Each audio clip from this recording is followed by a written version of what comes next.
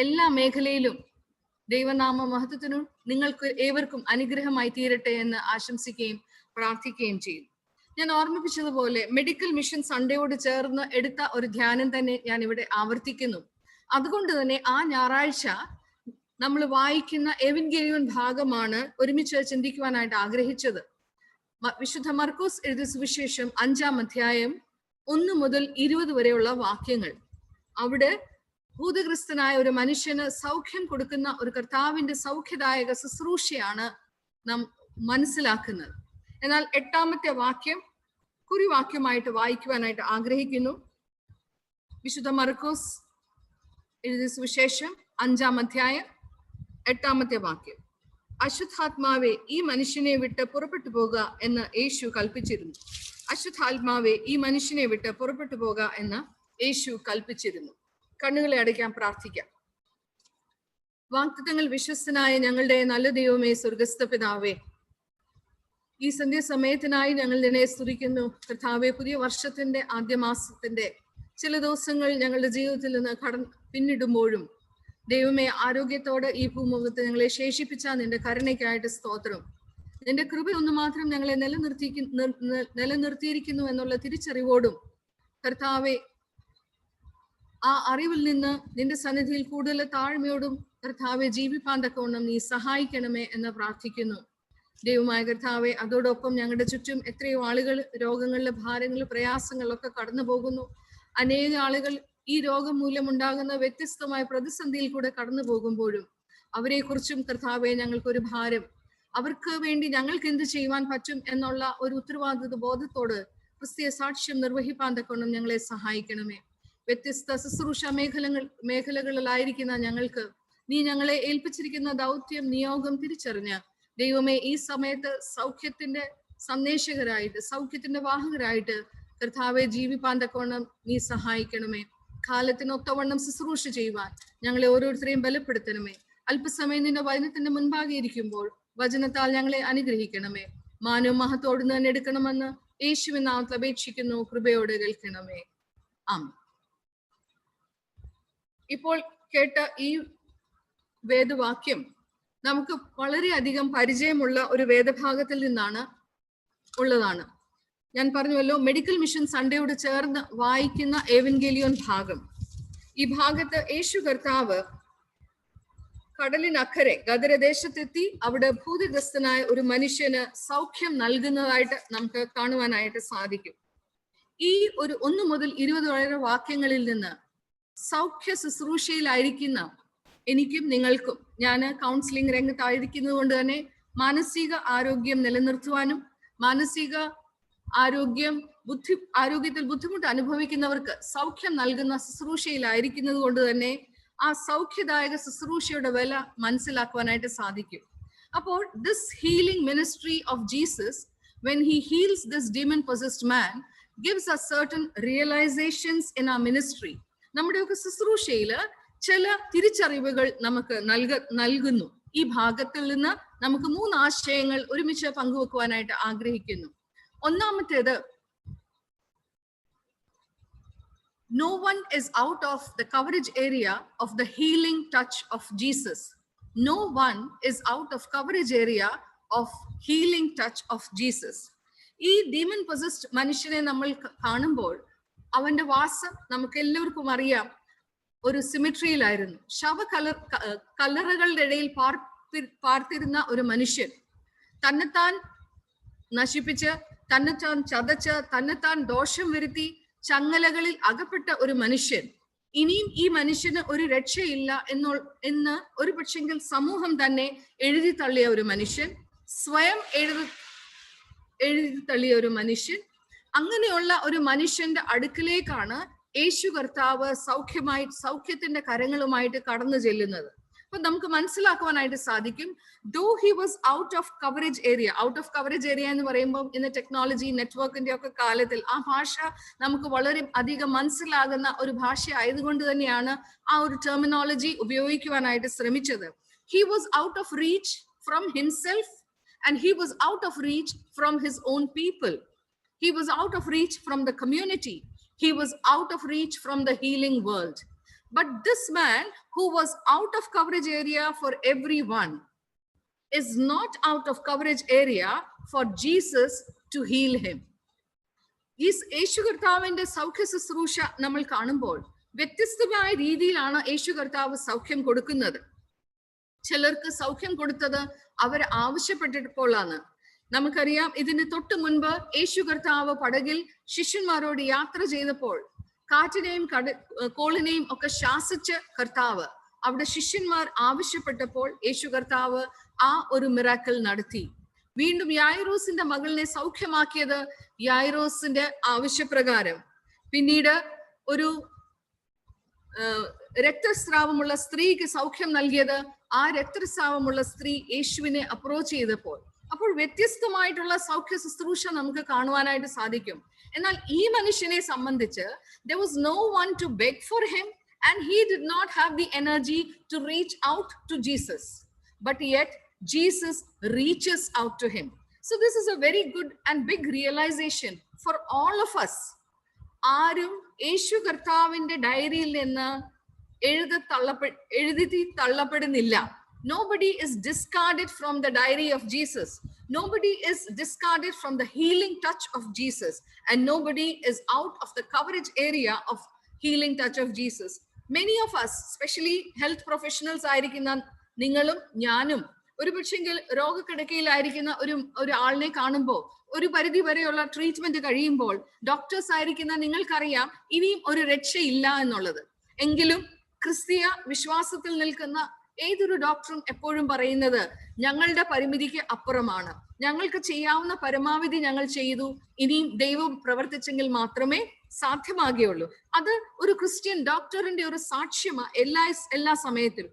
Mental health പ്രൊഫഷനിൽ നിൽക്കുന്ന എനിക്ക് counselling സെഷനിൽ വരുന്ന അനേക ആളുകൾ ഒരു 2, 3, 4 സെഷൻ കഴിയുമ്പം ചിലപ്പോഴൊക്കെ തോന്നാറുണ്ട് ഈ ആളിന്റെ കൂടെ സമയം ചെലവഴിച്ചിട്ട് അല്ലെങ്കിൽ സെഷൻസ് എടുത്തിട്ട് യാതൊരു ഗുണവുമില്ല, ബിക്കോസ് നന്നാകാൻ ഒരു വഴി സാധ്യത കാണുന്നില്ല എന്ന് ചിലപ്പോഴെങ്കിലും എന്റെ മനസ്സിൽ തോന്നാറുണ്ട്. എന്നാൽ അവിടെയൊക്കെയും വീണ്ടും ഞാൻ എന്നെ തന്നെ ഓർമ്മിപ്പിക്കുന്നത്, has God or has Jesus written him off? ദൈവം അവനെ എഴുതി തള്ളിയോ? ഇല്ല എങ്കിൽ തീർച്ചയായിട്ടും സൗഖ്യത്തിന് ഒരു വകയുണ്ട്.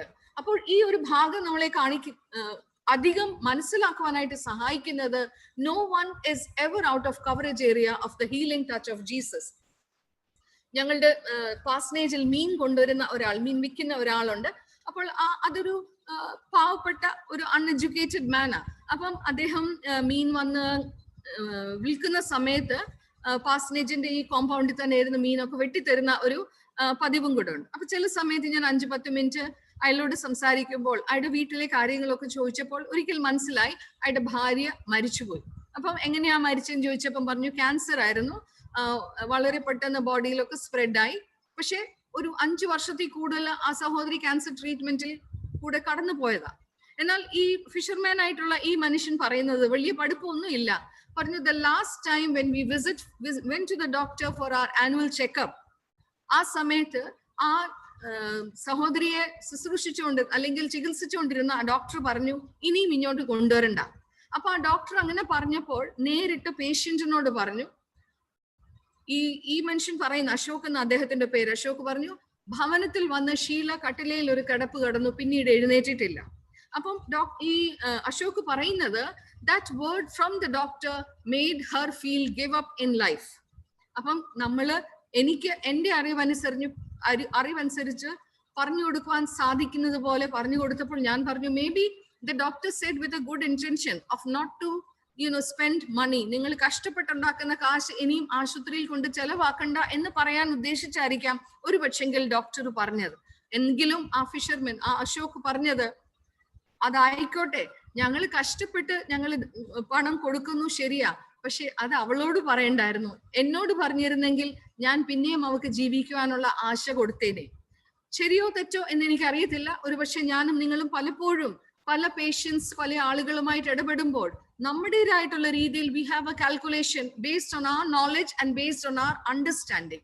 But definitely we have to realize when we are in the healing ministry, we also have to realize that nobody is out of coverage area of the healing touch of Jesus. And this is what this portion teaches us or makes us realize that even though he lived in a lifeless situation, ജീവനില്ലാത്ത ഒരു സാഹചര്യത്തിൽ ജീവിച്ച ഒരു മനുഷ്യൻ, തന്റെ സ്വന്തം ജീവിതത്തിലും ഇല്ല, കൂട്ടായ്മയുടെ ഒരു ജീവൻ പോലും ഇല്ലാത്ത ഒരു മനുഷ്യൻ, അവിടെ യേശു കർത്താവ് കടന്നു ചെന്ന് അവന് സൗഖ്യം നൽകുന്നതായിട്ട് നമുക്ക് കാണുവാനായിട്ട് സാധിക്കും.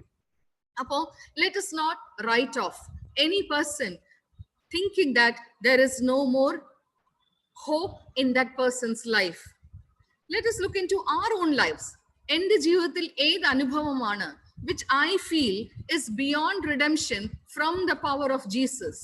ഈ മെന്റൽ ഹെൽത്ത് പ്രൊഫഷണൽ ആയിട്ട് വർക്ക് ചെയ്യുന്നതുകൊണ്ട് തന്നെ അനേക ആളുകളുടെ പ്രതിസന്ധികൾ, ക്രൈസിസ് ഒക്കെ അടുത്ത് മനസ്സിലാക്കുവാനായിട്ട് സാധിക്കും. അതൊരു പക്ഷെങ്കിൽ ഒരു ഇൻഡിവിജ്വൽ ആയിരിക്കാം, അല്ലെങ്കിൽ ഫാമിലി കോൺഫ്ലിക്റ്റ് ആയിരിക്കാം, കുടുംബജീവിതത്തിലുള്ള പ്രശ്നങ്ങളായിരിക്കാം. ഇതൊക്കെ കൈകാര്യം ചെയ്യുമ്പോഴും പലരും പറയുന്നത്, ഞാൻ ഈ കൗൺസിലിംഗിന് വെറുതെ വന്നതേ ഉള്ളൂ, എനിക്കറിയാം ആർക്കും ഇത് ശരിയാക്കാൻ പറ്റത്തില്ല, ആർക്കും നന്നാക്കാൻ പറ്റത്തില്ല എന്നുള്ള തോന്നൽ, സ്വയവിധി പലരും എഴുതി വരുമ്പോഴും അവിടെയൊക്കെ എനിക്ക് എൻ്റെ എക്സ്പെർട്ടീസ് അല്ല അവിടെ കൊടുക്കുവാനായിട്ടുള്ളത്. എൻ്റെ ഒരേ ഒരു ആശ്വാസം അല്ലെങ്കിൽ അവർക്ക് പകർന്നു കൊടുക്കുന്ന ധൈര്യം ഈ ഒരു ഭാഗമാണ്. Nobody is out of reach of the healing touch of Jesus. What is our situation? എന്റെ ജീവിതാനുഭവങ്ങൾ ഇന്ന് എന്താ? എന്നെ കേൾക്കുന്ന നിങ്ങളുടെ ഓരോരുത്തരുടെയും ജീവിതാനുഭവങ്ങൾ എപ്രകാരമുള്ളതാണെന്ന് എനിക്കറിയത്തില്ല. ഒരു പക്ഷെങ്കിൽ നാം നമ്മളെ തന്നെ എഴുതി തള്ളിക്കാണും. എന്റെ കുഞ്ഞുങ്ങളുടെ ഭാവി ആയിരിക്കാം, എന്റെ കുഞ്ഞുങ്ങളുടെ അഡിക്ഷൻ ആയിരിക്കാം, എന്റെ പ്രിയപ്പെട്ടവരുടെ ദുസ്വഭാവങ്ങളായിരിക്കാം, എന്തുമായിക്കോട്ടെ, എന്റെ ബ്രോക്കൺ റിലേഷൻഷിപ്പ് ആയിരിക്കാം. പക്ഷെ അവിടെയൊക്കെയും we have to realize that our situation is not irredeemable. Jesus can always enter into our territories, even though we are out of coverage area, but Jesus enters into our territories and provides his healing touch. And that is the first realization that comes to us when we look at this passage. The second one is, 15ാമത്തെ വാക്യം വായിക്കുമ്പോൾ, ലഗ്യോൻ ഉണ്ടായിരുന്ന ഭൂതഗ്രസ്തൻ വസ്ത്രം ധരിച്ചും സുബോധം പൂണ്ടും ഇരിക്കുന്നത് കണ്ട് ഭയപ്പെട്ടു. ഇവിടെ ഞാൻ ആ ഡീറ്റെയിൽസിലേക്ക് പോകുന്നില്ല, നമുക്ക് പരിചയമുള്ള ഒരു സംഭവം ആയതുകൊണ്ട് ഞാൻ ആ സംഭവത്തിലേക്ക് ഫുൾ പോകാനായിട്ട് ആഗ്രഹിക്കുന്നില്ല. എന്നാൽ what is the second lesson that we learn from here? Healing of Jesus leads to guided freedom. അവനെ സംബന്ധിച്ച് അവൻ അവിടെ തന്നെ ജീവിക്കുവാൻ ആഗ്രഹിച്ചു. എന്നാൽ യേശു കർത്താവിന്റെ സ്പർശനമേറ്റ ഈ ഭൂതഗ്രസ്തനായ മനുഷ്യൻ സൗഖ്യം പ്രാപിച്ചപ്പോൾ അവൻ ജീവിതത്തിൽ ഉണ്ടായ മാറ്റം എന്തായിരുന്നു? അവന് മാറ്റം, അവന് സുബോധം വന്നു. സുബോധം വന്നിട്ട് ഇതുവരെ അവൻ ധരിക്കാത്ത അല്ലെങ്കിൽ അവൻ പെരുമാറാത്ത രീതികളിൽ പെരുമാറുവാനായിട്ട് തുടങ്ങി. ഭൂതഗ്രസ്തൻ വസ്ത്രം ധരിച്ച് സുബോധം പൂണ്ട് ഇരിക്കുന്നത് കണ്ട് ഭയപ്പെട്ടു. ഇനിയും അടുത്ത ഒരു സ്റ്റേജിലേക്ക് അവൻ വന്നപ്പോഴും ജനങ്ങൾക്ക് വീണ്ടും ഭയമാ. കാരണം എന്നാ? he is behaving differently from what he was. Initially they were afraid of him because he was a self-destructive man. He would have been destructive to others as well, and that is why he was always put into far off a place of that was not inhabited by people around him, so there was no community. But now when he has regained his consciousness also, people are afraid of him. കഴിഞ്ഞ ആഴ്ച എവൻഗേലിയോൻ ആയിട്ട് വായിച്ചത് നമ്മള് മുടിയനായ പുത്രന്റെ മടങ്ങി വരവ അല്ലെ? അവിടെയും അവന് സുബോധം വന്ന് അവൻ ഭവനത്തിൽ വന്നപ്പോൾ ആർക്ക് പ്രയാസമുണ്ടായി? സന്തോഷത്തോടെ കൈക്കൊള്ളുന്ന ഒരു പിതാവ് ഉണ്ടായിരുന്നു. പക്ഷെങ്കിൽ സുബോധം പൂണ്ട് അവൻ ഭവനത്തിലേക്ക് വന്നപ്പോൾ പിതാവ് അത് ആഘോഷിക്കുവാനായിട്ട് ശ്രമിച്ചപ്പോൾ അവിടെ സന്തോഷം അല്ല, വീണ്ടും അരിശവും ദേഷ്യവും ഒക്കെ ഉണ്ടായത് സ്വന്തം സഹോദരന് തന്നെ. ഇവിടെയും നാം കാണുന്നത് ഒരു ഭൂതഗ്രസ്തനായ മനുഷ്യന് യേശു കർത്താവിന്റെ സ്പർശനത്തിൽ കൂടെ ലഭിച്ച സൗഖ്യം കണ്ട് അവന് സുബോധം വന്നപ്പോൾ വീണ്ടും ജനങ്ങൾക്ക് ഭയമുണ്ടായി. എന്നാൽ ഇവിടെ നമ്മളെ ഓർമ്മപ്പെടുത്തുന്ന ഒരു സന്ദേശം, healing of Jesus does not lead us to ഒരു ഫ്രീഡം, വിലക്കുകൾ അല്ല സൃഷ്ടിക്കുന്നത്, പിന്നെയോ it is a guided freedom.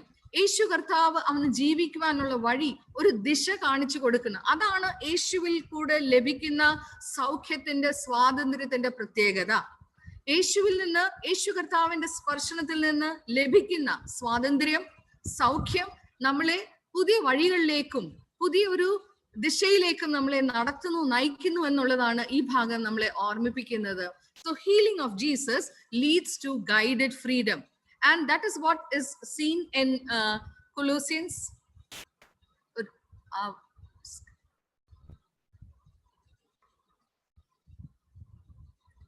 Colossians 1:13.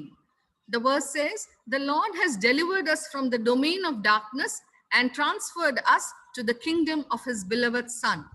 അതായത് അന്ധകാരത്തിൽ നിന്ന് നമ്മളെ വെളിച്ചത്തിലേക്ക് നയിക്കുന്ന കർത്താവ്, ഏകാന്തതയിൽ നിന്ന് കൂട്ടായ്മയിലേക്ക് നയിക്കുന്ന കർത്താവ്, ഒറ്റപ്പെടലിൽ നിന്ന് അല്ലെങ്കിൽ തനിയെ നശിപ്പിക്കുന്ന അനുഭവങ്ങളിൽ നിന്ന് തന്റെ പുത്രികളാകുവാനുള്ള അവകാശം തന്ന കർത്താവ്. ആ കർത്താവിന്റെ സ്പർശനത്തിന്റെ സ്വാതന്ത്ര്യം തിരിച്ചറിഞ്ഞ് ജീവിക്കുവാനായിട്ട് സാധിക്കണം. So this is what healing of Jesus leads to. But many of the times we do not want to experience that guided freedom, because sometimes we feel ദൈവം തരുന്ന ഈ ഗൈഡഡ് ഫ്രീഡം എന്റെ ഉള്ള സ്വാതന്ത്ര്യം കൂടെ നഷ്ടപ്പെടുത്തി കളയുന്നു എന്നുള്ള ഒരു ചിന്ത പലരിലും വരുമ്പോൾ പലപ്പോഴും നമ്മൾ ആ ഒരു ഫ്രീഡം ആഗ്രഹിക്കുന്നില്ല. It is better to live in chains because I will be expected to make certain choices which is different എന്നുള്ള ഒരു ചിന്ത നമ്മുടെ മനസ്സിൽ വരുമ്പോൾ നമുക്കത് ആ ഒരു ഫ്രീഡം നമ്മൾ ചിലപ്പോൾ ആഗ്രഹിക്കാതെ പോകുന്നു. ഇവിടെ ഈ ഗോഡ്ലി ചോയ്സസിന്റെ ഒരു പ്രതികരണമാണ് നമുക്ക് അവിടെ കാണുവാനായിട്ട് സാധിക്കുന്നത്. 17ാമത്തെ വാക്യത്തില് സ്വാതന്ത്ര്യത്തിൽ നിൽക്കുന്ന ആളുകളുടെ അല്ലെങ്കിൽ സുബോധത്തോടെ നിൽക്കുന്നു എന്ന് തോന്നുന്ന ആളുകളുടെ പ്രതികരണം എന്തായിരുന്നു? അപ്പോൾ അവർ അവനോട് തങ്ങളുടെ അതിർ വിട്ടുപോകുവാൻ അപേക്ഷിച്ചു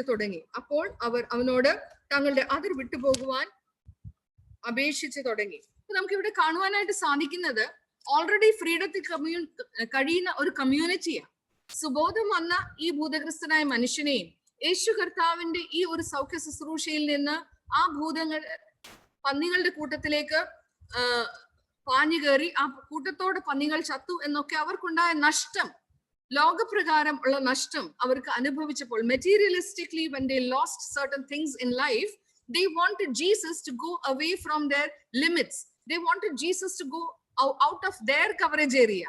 അവരുടേതായിട്ടുള്ള ഒരു ഏരിയയിൽ നിന്ന് യേശു കർത്താവ് മാറിപ്പോകണം എന്ന് താല്പര്യപ്പെട്ടു. അപ്പോൾ നാം കാണുന്നത് രണ്ട് വ്യത്യസ്തമായ പ്രതികരണങ്ങളാണ്. ഇവിടെ ഭൂതഗ്രസ്തനായ മനുഷ്യൻ അവന്റെ സന്നിധിയിൽ മുട്ടുകുത്തിയിട്ട് അവനും കൂടെ പോകാൻ ആഗ്രഹിക്കുന്നു. എന്നാൽ സുബോധമുള്ള മനുഷ്യർ അവനോട് അതിർത്തി വിട്ടു പോകുവാനായിട്ട് ആഗ്രഹിക്കുന്നു. അതുകൊണ്ട് ഇവിടെ നാം കാണുന്നത് അതിർ വിട്ട് വന്ന സൗഖ്യം നൽകിയവനെ സുബോധമുള്ളവർ അതിർ വിട്ടു പോകുവാൻ നിർബന്ധിക്കുന്നു.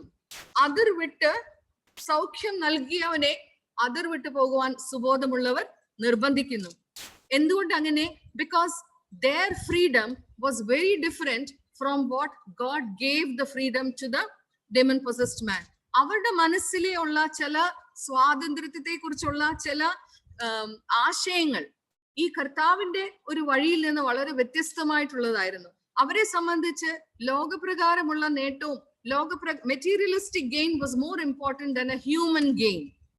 സുബോധം വന്ന മനുഷ്യനെക്കാട്ടിൽ അവർക്ക് പ്രാധാന്യം അവർക്ക് നഷ്ടപ്പെട്ട പന്നികളായിരുന്നു. അതുകൊണ്ട് തന്നെ അവര് സുബോധം ഉണ്ട് എന്ന് നടിച്ചെങ്കിലും they were not able to rejoice with the person who got the healing, or even they were not able to glorify God when Jesus healed this demon possessed man. So we have to realize, where do we stand? Do we enjoy the freedom that God gives us, or do we find it restricting our lives?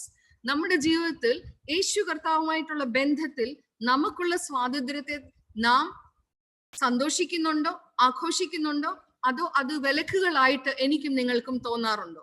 ഞങ്ങള് അച്ഛന്മാരുടെ മക്കളെ സംബന്ധിച്ച് എവിടെ ചെന്നാലും അച്ഛന്മാരുടെ മക്കൾ എന്നുള്ള ഒരു spot light, അച്ഛന്മാരുടെ കുഞ്ഞുങ്ങൾ അതിൽ കൂടെ ഒരു കടന്നു പോകേണ്ട അനുഭവമാണല്ലോ. ഞങ്ങളുടെ മകളെ സംബന്ധിച്ച് she was also a student in the same school where I was teaching. I was a teacher for 15 years. അത് കഴിഞ്ഞാണ് ഞാൻ കൗൺസിലിംഗ് രംഗത്തോട്ട് എന്റെ പ്രൊഫഷൻ കരിയർ മാറ്റിയത്. അപ്പൊ ആദ്യ കാലങ്ങളിലൊക്കെ സ്നേഹ, ഞങ്ങളുടെ മകൾ, ഞാൻ പഠിപ്പിക്കുന്ന സ്കൂളിൽ തന്നെയായിരുന്നു പഠിക്കുന്നത്. അതുകൊണ്ട് മൺഡേ ടു ഫ്രൈഡേ അവൾ ഒരു ടീച്ചറിന്റെ മകൾ, സൺഡേ പള്ളിയിൽ വരുമ്പോൾ ഒരു അച്ഛന്റെ മകൾ. അപ്പൊ സ്കൂളിൽ പോകുമ്പോഴും അവളെ എന്റെ കൂട്ടത്തിൽ നിന്ന് അവളെ ക്ലാസ്സിലോട്ട് വിടുമ്പോൾ കൊച്ചിലെയൊക്കെ എനിക്ക് ഓർമ്മയുണ്ട്, മോനെ ഓർത്തോണം, you are a teacher's daughter, so behave well. I should not hear any complaint from the teachers. എന്നുള്ള ഒരു ഇൻസ്ട്രക്ഷൻ കൊടുത്ത് അവളെ ക്ലാസ്സിലോട്ട് വിടുന്നത്. സൺഡേ പള്ളി വരുമ്പോഴും അറിഞ്ഞോ അറിയാതെയോ she becomes at the spotlight because everybody is looking at, okay, അച്ഛന്റെ മകൾ, അതുകൊണ്ട് പള്ളിയിൽ ഇരുന്ന് സംസാരിക്കാൻ പാടില്ല, or you should not behave like this എന്നൊക്കെയുള്ള ഒരു മനസ്സിൽ എവിടെയോ ഉണ്ടല്ലോ സൃഷ്ടിക്കപ്പെടുന്ന ചില ലാക്ക് ഓഫ് ഫ്രീഡം. അപ്പൊ അങ്ങനെ ആ വളർന്നു വരുന്ന സാഹചര്യത്തിൽ ഞാൻ ഇങ്ങനെ സംസാരിക്കുമ്പോൾ ഒരു ദിവസം അച്ഛൻ അത് കേട്ടിട്ട് പറഞ്ഞു, if you tell her like this always, she will start cursing her birth. Like, I did not ask God to, be born in a Achan's family, or I didn't want to be born as a teacher's daughter. So the child will feel pressurized, suffocated. So what is the best way of educating her so that she can continue to be in a godly choice? In God's wisdom, we realized the best way to train her up while she's growing up. Anywhere you go, you remember that you are a child of God. You are making certain choices in your life, not because you are an Achan's daughter or you are a teacher's daughter, but you are making these choices because you are a child of God.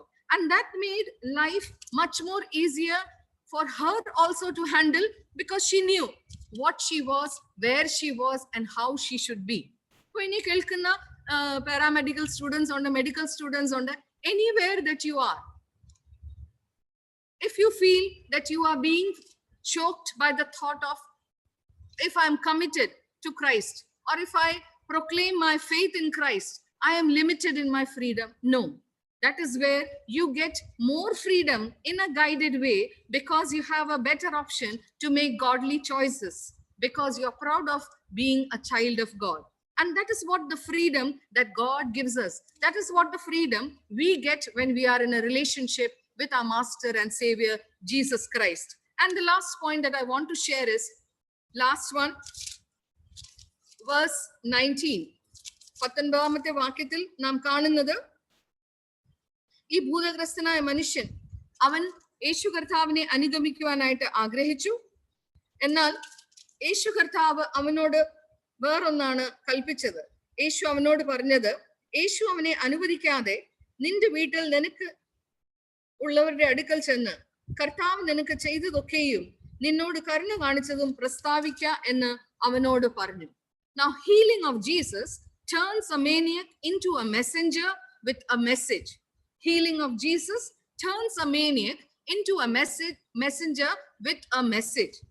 ഒരു ഭൂതഗ്രസ്തനായ മനുഷ്യൻ, അവൻ യേശു സൗഖ്യം കൊടുത്തപ്പോൾ അവന് ഒരു സന്ദേശവാഹകൻ ആയിട്ട് തീർന്നു. എന്താണ് സന്ദേശമെന്നും യേശു കർത്താവ് തന്നെ അവനോട് പറഞ്ഞു വിട്ടു. എന്താണ് നീ പറയേണ്ടത്? കർത്താവ് എന്നോട് കരുണ കാണിച്ചത് നീ ചെന്ന് നിന്റെ ഭവനത്തിൽ പറയുക, നിന്റെ പ്രിയപ്പെട്ടവരോട് പറയുക. So when God sends each of us, he is not only sending us as messengers of the healing ministry, he is also sending us with a message. So it is not our message, it is not our story, it is not our gospel, or it is not anything of us, but it is only his story. It is only the message that God gives us to give it to the others. We are just being instruments. Healing ministry ലായിരിക്കുന്ന എനിക്കും നിങ്ങൾക്കും ലോകത്തിന് കൊടുക്കുവാനുള്ള സന്ദേശം എന്താണ്? ഒരു പക്ഷെങ്കിൽ പലപ്പോഴും നമ്മുടെ നേട്ടങ്ങളെ കുറിച്ചോ, അല്ലെങ്കിൽ ഒരു പക്ഷെങ്കിൽ നമ്മൾ ഇതുവരെ ലഭിച്ച എക്സ്പീരിയൻസിനെ കുറിച്ചൊക്കെ ആയിരിക്കാം. എന്നാൽ അതിലൊക്കെ ഉപരിയായിട്ട് ദൈവം ആഗ്രഹിക്കുന്നത് ദൈവത്തിന്റെ സന്ദേശം അത് മറ്റുള്ളവരിലേക്ക് പകരുവാനായിട്ട് സാധിക്കണം. ദൈവത്തിന്റെ സന്ദേശം എന്നാ? എന്നോട് കരുണ കാണിച്ച കർത്താവ്, ആ കർത്താവിനെ മറ്റുള്ളവർക്ക് പരിചയപ്പെടുത്തി കൊടുക്കുവാൻ എന്റെ പ്രൊഫഷണൽ രംഗത്ത് എനിക്ക് സാധിക്കുന്നുണ്ടോ? God has been kind to me, and that is what the message that God wants me to pass it on. And that is how we realize that when we are involved in the healing ministry, we have a message to tell to the world, not our message, but it is the message of that God gives us. അതുകൊണ്ടാണ് അപ്പോസ്തലനായ പൗലോസ് 2 കൊരിന്ത്യർ 12-ാം അധ്യായം 9-ാമത്തെ വാക്യത്തിൽ തന്റെ ജഡത്തിലുള്ള ശൂലത്തെ കുറിച്ച് പറയുമ്പോൾ പൗലോസ് പ്രഖ്യാപിക്കുന്നത്, അവൻ എന്നോട് പറഞ്ഞത്, my grace is all you need, എന്റെ കൃപ നിനക്ക് മതി എന്ന് അവന്റെ ശബ്ദം കേട്ട പൗലോസ് ലീഹ പറയുന്നത്, അതുകൊണ്ട് തന്നെ എന്റെ വീക്ക്നെസ്സിൽ ഞാൻ I boast in my weakness so the power of Christ can work through me. എന്നിലുള്ള വീക്ക്നെസ് കാരണം തന്നെ എനിക്ക് ഈ കർത്താവിന്റെ സുവിശേഷം മറ്റുള്ളവരോട് പറയുവാനായിട്ട് സാധിക്കും. And that became his message. And what was his message? It was the grace of God that he experienced even in his weakness. ദൈവത്തിന്റെ കൃപ അനുഭവിച്ച പൗലോസ് ആ കൃപയുടെ സന്ദേശം മാത്രമേ ലോകത്തിന് കൊടുക്കുവാനായിട്ടുള്ളൂ. ഈ ഭൂതഗ്രസ്തനായ മനുഷ്യനോടും കർത്താവ് ആവശ്യപ്പെട്ടത് അത് തന്നെയാണ്. കർത്താവ് നിന്നോട് കരുണ കാണിച്ചത് മറ്റുള്ളവരോട് ചെന്ന് പറയുക. എന്നോടും നിങ്ങളോടും കർത്താവ് ആവശ്യപ്പെടുന്നത്, even in your brokenness, you are not out of my coverage area. I am able to reach your territory. Only thing is, we have to be, even though we do not allow him, there are different situations where we keep him away from us, but he is so loving that he is willing to reach out to us. So no matter what the situation is, even if we think it is irredeemable, it is not out of coverage area for Jesus. Let us understand the freedom that God offers to us, that Jesus offers to us. It is not a restricted freedom, but it is a freedom which is guided. It is a guided freedom so that we can make godly choices. Avasanamayittu, what is the message that we have to give to the world? It is the message what he has given to us. We don't create a message. We don't create a story. We have only the stories that he has given to us. അവൻ എന്നോട് കാണിച്ച കരുണ, അവൻ എന്നോട് കാണിച്ച കൃപ, ആ കൃപ മറ്റുള്ളവരിലേക്ക് പങ്കുവെക്കുവാൻ ദൈവം എന്നിൽ നിന്ന് ആഗ്രഹിക്കുന്നു. ഒരു പക്ഷെങ്കിൽ നിങ്ങളും കേട്ട ഒരു പ്രധാനപ്പെട്ട ഒരു കൊലക്കേസായിരുന്നല്ലോ 80കളിലെ കരിക്കൻവില കേസ്. ആ കരിക്കൻവില കേസിലെ മുഖ്യപ്രതിയായിരുന്ന റെനി ജോർജ്, അദ്ദേഹം ജയിലിൽ അനേക വർഷങ്ങൾ കഴിഞ്ഞു. അതിനുശേഷം തന്റെ ജീവിതത്തിൽ ഉണ്ടായ രൂപാന്തരം അദ്ദേഹത്തെ ഒരു മിഷനറിയാക്കി മാറ്റി. ആ സ്റ്റോറിയുടെ ഡീറ്റെയിലേക്ക് ഞാൻ പോകുന്നില്ല, ഒരുപക്ഷെ നിങ്ങൾക്കൊക്കെ അത് അറിയാമായിരിക്കാം. എന്നാൽ സമയ ചുരുക്കം കൊണ്ട് ഞാൻ ഡീറ്റെയിൽസിലേക്ക് പറയുവാനായിട്ട് ആഗ്രഹിക്കുന്നില്ല. But after he was A transformed man, he came out of jail and he became a missionary. But what was his message? And that is what I want to focus on. ഈ റെനി ജയിലിൽ പിടിക്കപ്പെടുന്നതിന് മുൻപ്, ഇവന് ഈ കൊല നടത്തിയതിനു ശേഷം പോലീസിന് കൊടുത്ത ആദ്യത്തെ ക്ലൂ ആ ഭവനത്തിൽ ജോലി ചെയ്ത ഒരു സഹോദരിയായിരുന്നു. സരസ്വതി അമ്മ എന്നുള്ള പേരുള്ള ഒരു ഹൈന്ദവ സഹോദരി. ആ സഹോദരിയാണ് പോലീസിന് മൊഴി കൊടുത്തത്. കരിക്കൻവിലയിൽ താമസിച്ച ആ അങ്കിളിന്റെയും ആന്റിയുടെയും ഭവനത്തിൽ മദ്രാസിലെ മോൻ വന്നു. അങ്ങനെ ആ ക്ലൂ കിട്ടിയാണ് റെനിയെ 2 ദിവസത്തിനകം തന്നെ പിടിക്കുവാനായിട്ട് ഇടയായത്. ഈ സഹോദരിയുടെ ക്ലൂ മൊഴി കാരണം റെനി ജയിലിലായി. ആ കുറ്റത്തിന്റെ അന്വേഷണം നടത്തിയ ഓഫീസർ സിബി മാത്യു സാറ്, അദ്ദേഹവും ഇതിന് വളരെയധികം മുൻകൈ എടുത്താണ് റെനിക്ക് ഇങ്ങനൊരു ശിക്ഷ ലഭിച്ചത്. എന്നാൽ അല്പസമയത്തേക്ക് പരോളിൽ ഇറങ്ങിയ ആ സമയമായപ്പോഴത്തേക്ക് റെനിയുടെ ജീവിതത്തിൽ മാനസാന്തരം ഉണ്ടായി. He was a transformed man. അപ്പം ജയിലിൽ നിന്ന് പുറത്തിറങ്ങുന്നു എന്ന് കേട്ടപ്പോൾ സരസ്വതി അമ്മ ഏറ്റവും ഭയന്നത്, റെനി ആദ്യം അന്വേഷിച്ചു വരുന്നത് അവരെ ആയിരിക്കാം. ഈ പോലീസിന് കൊടുത്ത മൊഴി കാരണം താൻ പിടിക്കപ്പെട്ടു എന്നുള്ള വാശിയിൽ തന്നെയും കൊല്ലുവാൻ മടിക്കയില്ല എന്നുള്ള ഭയത്തിലൊക്കെ കഴിയുമ്പോൾ, ജയിലിൽ നിന്ന് പുറത്തിറങ്ങിയ മനുഷ്യൻ, റെനി എന്ന മാനസാന്തരപ്പെട്ട ഈ മനുഷ്യൻ സരസ്വതിയുടെ അമ്മയുടെ ഭവനത്തിൽ ചെന്ന് പറയുവാനായിട്ട് ഒറ്റ വാക്കേ ഉള്ളായിരുന്നു, ഗോഡ് ബ്ലെസ് യു.